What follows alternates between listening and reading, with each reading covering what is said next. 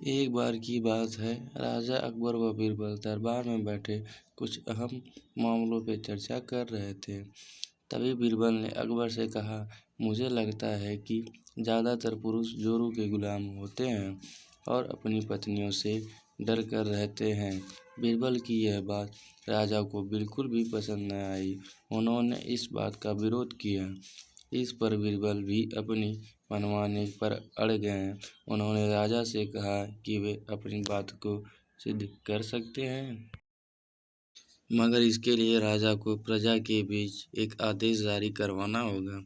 वह आदेश यह था कि जिस पुरुष के अपनी पत्नी से डरने की बात सामने आएगी, उसे दरबार में एक मुर्गी जमा करनी होगी। राजा बीरबल की इस बात पर तैयार हो गए। अगले ही दिन प्रजा के बीच आदेश कराया गया कि अगर यह बात सिद्ध हो जाती है, कोई पुरुष अपनी पत्नी से डरता है, तो उसे दरबार में आकर बीरबल के पास एक मुर्गी जमा करवानी होगी।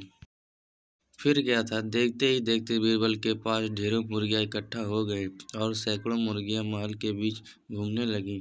अब बीरबल राजा के पास पहुँचे और बोले, महाराज, महल में इतनी मुर्गियाँ इकट्ठा हो गई हैं कि आप एक मुर्गी खाना खोल सकते हैं, इसलिए अब आप आदेश को वापस ले सकते हैं।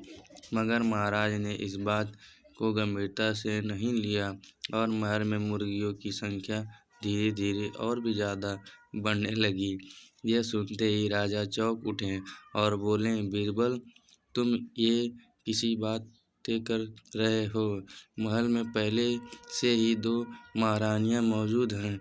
अगर उन्हें इस बात की भनक भी लगी तो मेरी खैर नहीं होगी। यह सुनकर बीरबल ने तफाक से जवाब दिया, चलिए महाराज, फिर तो आप भी मेरे पास 2 मुर्गियाँ जमा कर दीजिए। राजा बीरबल को ऐसा जवाब सुनकर शर्म आ गए और उन्हें अपना आदेश उसी वक्त वापस ले लिया।